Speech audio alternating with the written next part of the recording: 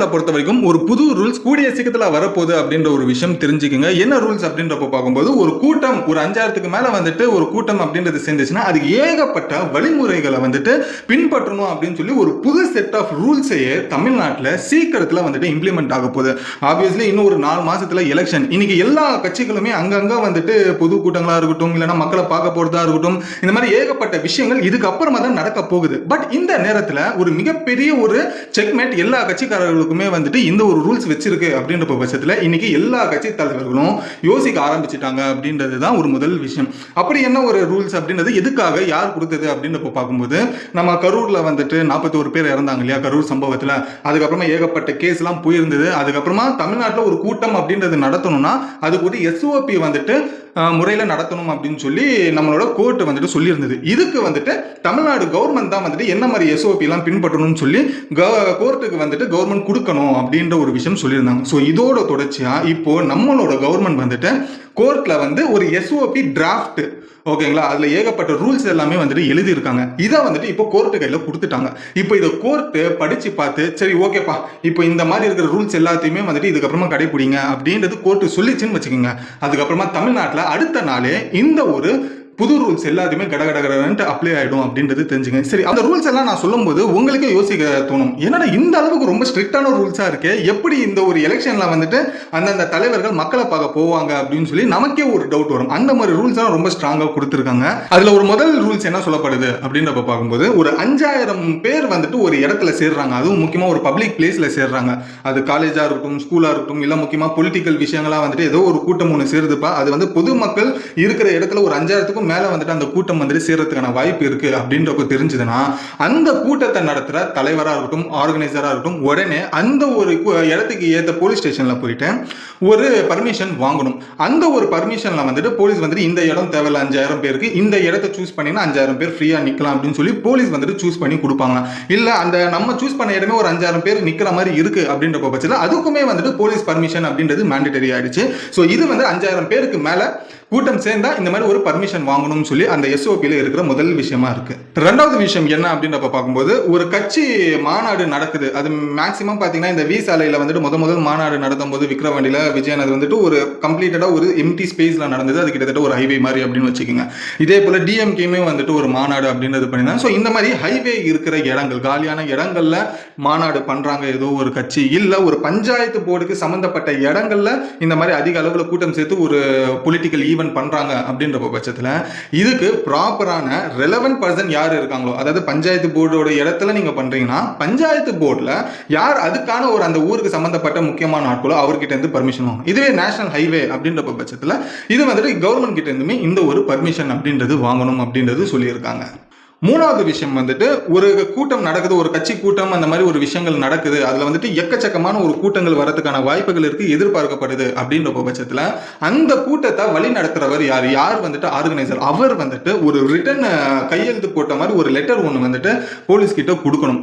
அந்த ஒரு லெட்டர்ல எந்த இடம், எந்த இடத்துல என்ன டேட்ல, அதே போல டைமிங் என்ன, இந்த கூட்டத்துக்கு யாரெல்லாம் சீஃப் கெஸ்ட் எல்லாம் வராங்க, இந்த ஒரு இடத்துல எத்தனை பேர் கிரௌடு வருவாங்க, அந்த ஒரு கிரௌடு சமாளிக்கக்கூடிய அளவுக்கு உங்ககிட்ட வாலண்டியர்ஸ் எத்தனை பேரை நீங்க அரேஞ்ச் பண்றீங்க, அந்த வர மக்களுக்கு வந்துட்டு அவங்க கொண்டு வர வண்டிகளுக்கு எங்க பார்க்கிங் நீங்க ஒதுக்கி இருக்கீங்க அப்படின்னு சொல்லி இந்த மாதிரி ஏகப்பட்ட டீடைல்ஸோட ஒரு மாநாடோ இல்லை ஒரு கட்சி கூட்டமோ நடக்குது அப்படின்ற பட்சத்தில் அந்த ஒரு கட்சி கூட்டத்துக்கு யார் பொறுப்பாளரோ அந்த நேரத்தில் அவர் வந்துட்டு ஒரு லெட்டர்ல வந்துட்டு எழுதி கொடுத்து போலீஸ் கிட்ட பர்மிஷன் வாங்கணும் அப்படின்ற ஒரு விஷயம். ஸோ அந்த லெட்டர்ல எல்லா டீட்டெயிலும் இருக்கணும். அப்படி இருந்தாதான் அவங்களுக்கு அந்த பர்மிஷன் கிடைக்கும். அந்த ஒரு பர்மிஷன்ல வந்துட்டு இடம் ரொம்ப சின்னதா இருக்கு, நீங்க சொல்ற கூட்டத்துக்கும் அந்த ஒரு இடத்துக்குமே வந்துட்டு ரொம்ப சின்னது, இதை விட இன்னும் நம்ம பெருசா பார்க்கணும் அப்படின்னு சொல்லும்போது போலீஸே வேற ஒரு இடம் சூஸ் பண்ணி கொடுத்தாலும் அதையுமே வந்துட்டு இவங்க அதை அக்செப்ட் பண்ணி பண்ணணும் அப்படின்ற ஒரு விஷயம் சொல்லப்படுது. அதுக்கப்புறம் நாலாவது விஷயம் ரோட் ஷோ. இப்போ இந்த ரோட் ஷோ அப்படின்றப்ப இப்போ ஒரு ரீசெண்டா ஒரு 4-5 வருஷம் இந்த ரோட் ஷோ அப்படின்ற ஒரு விஷயம் ரொம்ப பூம் ஆகிட்டு இருக்கு. ஸோ இந்த ரோட் ஷோல வந்துட்டு ஏதோ ஒரு கட்சி தலைவரோ இல்லைன்னா ரொம்ப பெரிய ஒரு விஐபியோ வந்துட்டு ரோட் ஷோ பண்ண போறாங்க, அந்த வண்டியில இருந்துகிட்டே பொதுமக்களை வந்துட்டு பார்த்துக்கிட்டே போவாங்க அப்படின்ற ஒரு விஷயம் ஏதாச்சும் பிளான் பண்றாங்க ஒரு கட்சி அப்படின்றப்ப பார்க்கும்போது போலீஸ் கிட்ட வந்துட்டு நீங்க எந்த ரூட்ல போறீங்க, எந்த ரூட் வழியா வெளியில வருவீங்க, அந்த ரூட்ல வந்துட்டு எந்த அளவுக்கான ஒரு மக்கள் வந்துட்டு நிற்பாங்க அப்படின்னு சொல்லி போலீஸ் வந்துட்டு ஒரு கணக்கு எடுப்பாங்க. அதே நேரத்தில் அந்த ரோட் ஷோல பொறுத்த வரைக்கும் ஒரு ரோடை பொறுத்த வரைக்கும் தான் உங்களுக்கு மீதி இன்னொன்று ஒரு பக்கம் இருக்கிற ரோடு, அதாவது பை ஆஃப் த ரோடு இன்னொன்று ஒரு சைடு இருக்கிறது வந்துட்டு கம்ப்ளீட்டா பப்ளிக் நீங்க கொடுத்துடணும். மொத்தமா வந்துட்டு 2 பக்கமும் ரோட வந்துட்டு நீங்க பிளாக் பண்ணக்கூடாது. ரோட் ஷோ நடக்கிற அந்த ஒரு வழி மட்டும் நீங்க எடுத்துக்கிட்டு விட்டுட்டு மீதி ஒரு அந்த பக்கம் இருக்கிற ரோட வந்துட்டு பொதுமக்களுக்காக நீங்க ஃப்ரீயா விட்டுறணும். அதே போல ஆம்புலன்ஸா இருக்கட்டும், ஃபயர் சர்வீஸ் வண்டிகளா இருக்கட்டும், இந்த மாதிரி எது வந்தாலுமே சரி இவங்களுக்கு முதல்ல வந்துட்டு வழி விட்டுட்டு அதுக்கப்புறமா உங்களோட ரோட் ஷோவை நீங்க கண்டினியூ பண்ணணும் அப்படின்ற ஒரு விஷயமும் சொல்றாங்க. இந்த இன்கேஸ் இந்த ரோட் ஷோல பொறுத்த வரைக்கும் நீங்க போட்ட அந்த ரூட்டிங்ல ஏதோ ஒன்று கிரௌட் மிஸ்மேட்ச் பண்ண முடியுது, ஏதோ ஒரு கிரௌட்லாம் ரொம்ப அதிகமா இருக்கு, இங்க நீங்க பண்ண முடியாது அப்படின்ற ஒரு விஷயம் தெரிய வந்ததுன்னா அந்த ரூட்டை மாத்துறதுக்கான மொத்த ஒரு உரிமையும் போலீஸ் கிட்ட இருக்கு அப்படின்னு சொல்லி இந்த ஒரு விஷயத்தையுமே இந்த ரோட் ஷோக்கு ஒரு செக்மெண்டா வச்சிருக்காங்க. அஞ்சாவது விஷயம் என்ன அப்படின்றப்ப பார்க்கும்போது ஒரு கட்சி கூட்டத்துக்கோ இல்லைன்னா வேற ஏதாச்சும் ஒரு பொலிட்டிக்கல் ஈவெண்ட்டுக்கோ ரொம்ப பெரிய ஒரு விவிஐபி, அதாவது அந்த மாதிரி ஒரு இருக்கிற இடத்துல இருக்கிறவங்க யாராச்சும் ஒரு சீஃப் கெஸ்டா வராங்க அப்படின்ற பட்சத்துல அவங்க வரதுக்கான ஒரு 10 நாளைக்கு முன்னாடியே போலீஸ் கிட்ட பர்மிஷன் வாங்கணும். ஸோ இன்னார் வராங்க, இவங்க வந்துட்டு விஐபி, ஸோ இவங்களுக்கான ஒரு பந்தோபஸ்து கொடுக்கணும் அப்படின்ற பட்சத்தில் அது ஒரு 10 நாளைக்கு முன்னாடியே வந்துட்டு போலீஸ் கிட்ட பர்மிஷன் அப்படின்றது வாங்கணும். அதுக்கேற்ற மாதிரி போலீஸ் ஃபோர்ஸுமே வந்துட்டு அரேஞ்ச் செய்யப்படுவாங்க அப்படின்ற ஒரு விஷயம் சொல்லப்படுது. இந்த ஒரு விஐபி வர அந்த ஈவெண்ட் இருக்கு பாருங்க, அந்த ஒரு ஈவெண்ட் அவர் எத்தனை மணிக்கு வராரு, எத்தனை மணிக்கு பேசி அவர் திரும்பியும் கிளம்புவார் அப்படின்னு சொல்லி அந்த டைமிங்கோடவே வந்துட்டு அந்த லெட்டர்ல குறிப்பிடணும் அப்படின்ற ஒரு விஷயம் சொல்றாங்க. ஸோ அந்த விஐபி போனதுக்கு அப்புறமா அந்த ஒரு இடத்துல அவருக்குன்னு தனியா ஒரு இடம் எக்ஸிட் பண்றதுக்கான ஒரு உருவாக்கி கொடுக்கணும். இந்த ஒரு வேலையை அந்த ஒரு ஈவெண்ட்டை நடத்துற ஆர்கனைசர் தான் பண்ணணும் அப்படின்ற ஒரு விஷயமும் சொல்லப்படுது. இந்த ஒரு விஐபி பார்க்க மக்கள் அளவுக்கு அதிகமாக சேர்றதுக்கான வாய்ப்புகள் இருக்கு அப்படின்ற பட்சத்தில் அந்த மக்களுக்கு தேவைப்படுற தண்ணீர் வசதியா இருக்கட்டும், டாய்லெட் வசதியா இருக்கட்டும், இந்த மாதிரி இருக்கிற விஷயங்களை வந்துட்டு இந்த ஈவெண்ட் நடத்துற அந்த ஆர்கனைசர் மூலியமா தான் இது எல்லாமே வந்துட்டு அரேஞ்ச் செய்யப்படணும் அப்படின்ற ஒரு விஷயத்தையுமே இதுல சொல்லியிருக்காங்க. அப்படி இதோட தொடர்ச்சியா அந்த விஐபி வராங்க அப்படின்ற பட்சத்தில் அந்த வழி அவர் வர அந்த வழி முழுக்க வந்துட்டு ஏதாவது ஃபிளெக்ஸ் ஏதாச்சும் நீங்க வைக்கிறீங்க அப்படின்ற பட்சத்தில் அந்த ஃபிளெக்ஸுக்குமே பர்மிஷன் வாங்கணும். அந்த ஃபிளெக்ஸுமே வந்துட்டு பொதுமக்களுக்கு இடையூறா இருக்காத ஒரு இடத்துல அந்த ஃபிளெக்ஸை வந்துட்டு நீங்க பிளேஸ் பண்ணணும். ஸோ இது எல்லாத்தையுமே வந்துட்டு ப்ராப்பரான ஒரு அரேஞ்ச்மெண்ட்ஸை முன்கூட்டியே ஒரு 10 நாளைக்கு முன்னாடியே இந்த இடத்துல நாங்கள் ஃபிக்ஸ் வைப்போம், இவர் வந்து இந்த டைம்ல வராரு, இந்த விஐபி இந்த டைமுக்கு வந்துட்டு இப்படி பேசி முடிச்சுட்டு இந்த டைமுக்கு கிளம்பிடுவாரு, இந்த வழியா தான் அவர் வெளியிலயுமே போவாரு, இவர் வர அந்த ஒரு டைம் பார்த்து பொதுமக்கள் அதிகமாக சேர்ந்துட்டாங்கன்னா அதுக்கேற்ற மாதிரி தண்ணீர் ஃபெசிலிட்டி, டாய்லெட் ஃபெசிலிட்டி எல்லாத்தையுமே வந்துட்டு இந்த ஆர்கனைசர் தான் பண்ணும் அப்படின்றது தான் லிட்டரலி இந்த ஒரு ரூல்ஸை சொல்லப்படுற ஒரு விஷயமா இருக்கு. அடுத்த விஷயம் என்ன சொல்றாங்கன்னா வந்துட்டு ஒரு கூட்டம் நடக்குது, அந்த ஒரு கூட்டத்தில் வந்துட்டு எக்கச்சக்கமான ஒரு கூட்டம் வருது, அந்த ஒரு கூட்டத்தில் எத்தனை பேர் வருவாங்கன்றது முன்கூட்டியே ஒரு பர்மிஷன் ஒன்று வாங்கியிருப்பாங்க இல்லையா. ஸோ அதோட அடிப்படையில் கிட்டத்தட்ட வாலண்டியர்ஸை வந்துட்டு ஒரு 100 பேருக்கு, அதாவது ஒரு 100 பேருக்கு ஒரு 10 வாலண்டியர்ஸ் அப்படின்றது சொல்றாங்க.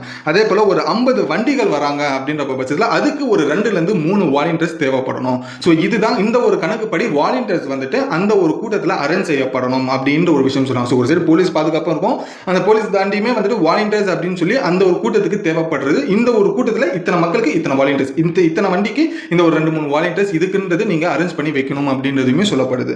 ஸோ அதுக்கப்புறமா வந்துட்டு என்ன சொல்றாங்கன்னா வெயிட்டிங் பீரியடை பத்தி சொல்றாங்க.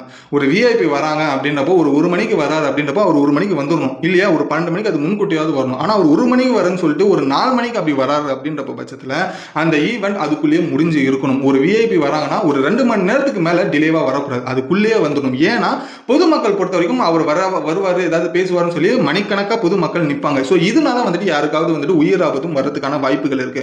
ஸோ இந்த மாதிரி வந்துட்டு மக்கள் வெயில்ல மணிக்கணக்கா நிற்கிற ஒரு சூழ்நிலை ஏற்படுதுன்னா அதுக்கு அவங்களுக்கு தேவைப்படுற தண்ணீர் வசதிகளும் உணவு வசதிகளுமே ஏற்படுத்தி தரணும் அப்படின்ற ஒரு விஷயத்துமே இந்த ஒரு ரூல்ஸ்ல சொல்லப்படுது. ஸோ இதெல்லாமே வந்துட்டு இந்த ஒரு கூட்டத்தை சேர்க்கப்படுற இந்த ஒரு ஆர்கனைசரோ அந்த கட்சி சார்ந்து இருக்கிற நிர்வாகிகளோ கட்சி தலைவர்களோ இது எல்லாத்தையுமே பண்ணணும் அப்படின்ற ஒரு பட்சத்தில் இதோட தொடர்ச்சியா போலீஸ் வந்துட்டு என்னென்ன ரெஸ்பான்சிபிலிட்டிஸ் பண்றாங்க அப்படின்றப்ப பார்க்கும்போது விஷயங்கள் என்னன்னா ஒரு கூட்டம் நடக்குது அப்படின்ற பட்சத்தில் அந்த கூட்டத்தை ஒரு 3 டைப்பா வந்துட்டு தனித்தனியா பிரிச்சு பார்ப்பாங்க. அதுல முதல்ல பார்க்க வேண்டிய ஒரு விஷயம் என்னன்னா முதல் கேட்டகரி இந்த ஒரு கூட்டம் வந்துட்டு லோ ரிஸ்க்ல இருக்கா அப்படின்றது பார்ப்பாங்க, ரெண்டாவது வந்துட்டு மாடரேட் ரிஸ்க்ல இருக்கா அப்படின்னு பார்ப்பாங்க, மூணாவது வந்துட்டு ஹை ரிஸ்கான க்ரௌடா அப்படின்றது பார்ப்பாங்க.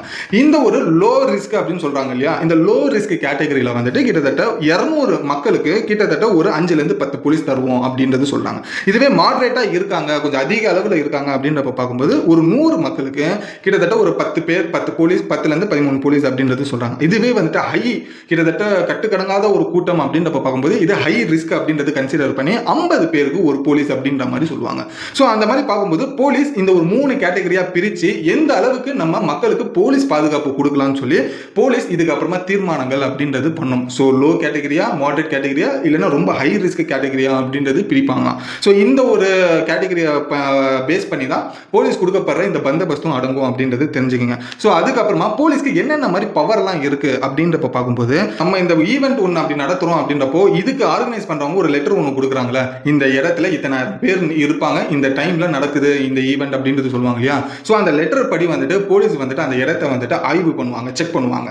ஸோ அந்த செக் பண்ணும்போது என்ன ஆகுதுன்னா, நீங்க சொல்ற இந்த கூட்டத்துக்கு இந்த இடம் பத்தாது, இதை விட பெரிய இடமா பாருங்க, அப்படி இல்லைன்னா நாங்க வந்துட்டு உங்களுக்கு சஜஷன் பண்றோம் அப்படின்னு சொல்லி போலீஸ் அவங்க வந்துட்டு சூஸ் பண்ற இடம் வந்துட்டு கொடுக்கக்கூடிய ஒரு ரைட்ஸ் இருக்கு. அதாவது இந்த இடம் வேணாம்பா, நான் சொல்ற இடத்துல நீ வச்சுக்க அப்படின்னு சொல்லி அவங்க இடத்த மாத்தி சூஸ் பண்ற ஒரு ரைட்ஸ் கூட போலீஸுக்கு இருக்கு. அந்த ஒரு இடத்தை சூஸ் பண்ணி நீங்க ஈவெண்ட்டை நடத்திக்கலாம் அப்படின்ற ஒரு விஷயம் முதல் அவங்களோட பவர்ல இருக்கு. ரெண்டாவது விஷயம் என்ன அப்படின்றப்போ, ஒரு ஃபங்க்ஷன் நடக்குது, ஒரு ஈவெண்ட் நடந்துகிட்டு இருக்கிற நேரத்தில் அந்த ஈவெண்ட்டுக்குள்ள ஏதோ ஒரு வயலன்ஸ் நடக்குது, ஏதோ ஒரு பிரச்சனை நடக்குது, அந்த பிரச்சனை பொதுமக்களுக்கு கொடுக்கக்கூடிய ஒரு பிரச்சனையா இருக்கு அப்படின்ற பட்சத்தில் அந்த இடத்துல அதே நேரத்தில் அதே ஸ்பாட்ல அந்த ஒரு ஈவெண்ட்டை பாதியிலே நிறுத்த முடியும் போலீஸ்னால. அதை நிறுத்தி அதுக்கப்புறம் அங்க இருக்கிற பொதுமக்களை அப்புறப்படுத்துவாங்க சேஃப்டியான பிளேஸுக்கு. ஸோ இதுக்குமே வந்துட்டு போலீஸுக்கு ரைட்ஸ் இருக்கு. இந்த வயலன்ஸை யார் ஏற்படுத்துறாங்க, இந்த வயலன்ஸ்க்கு சம்பந்தப்பட்டவங்க யார் இருக்காங்களோ ஸ்பாட்லேயே அரெஸ்ட் பண்றதுக்கான மொத்த ரைட்ஸுமே போலீஸுக்கு இருக்கு அப்படின்ற ஒரு விஷயம் தெரிஞ்சுக்கங்க. ஸோ இது எல்லாமே போலீஸ் கையில வந்துட்டு ஒரு ரூல்ஸா இருக்கு. ஸோ இதுதான் இப்போ நம்மளோட கவர்மெண்ட் வந்துட்டு இந்த ஒரு கோர்ட்டுக்கு இந்த எஸ்ஓபியை ஒரு டிராஃப்டா கொடுத்துருக்காங்க. இதுக்கப்புறமா கோர்ட்டு படிச்சு பார்த்து இன்கேஸ் இதுல ஏதாச்சும் திருத்தங்கள் தேவை, இல்லைன்னா இந்த ஒரு எஸ்ஓபியை கரெக்டா தான் இருக்கு, இதுவே இம்ப்ளிமெண்ட் பண்ணுங்க அப்படின்னு சொல்லி கோர்ட் ஏதாச்சும் ஒரு பர்மிஷன் கொடுத்துட்டாங்கன்னா இது அடுத்த நாள்ல இருந்து இந்த ஒரு ரூல்ஸ் எல்லாத்துக்குமே வந்துட்டு தமிழ்நாடு முழுக்க அப்ளை ஆகும் அப்படின்ற ஒரு விஷயம் தெரிஞ்சுக்கங்க. பட் நான் உங்ககிட்ட கேட்கிற கேள்வி என்னன்னா, இப்போ நான் சொன்ன இந்த எஸ்ஓபியில் இருக்கிற மொத்த ரூல்ஸ் அண்ட் ரெகுலேஷன்ஸுமே உங்களுக்கு சொல்லியிருக்கேன்.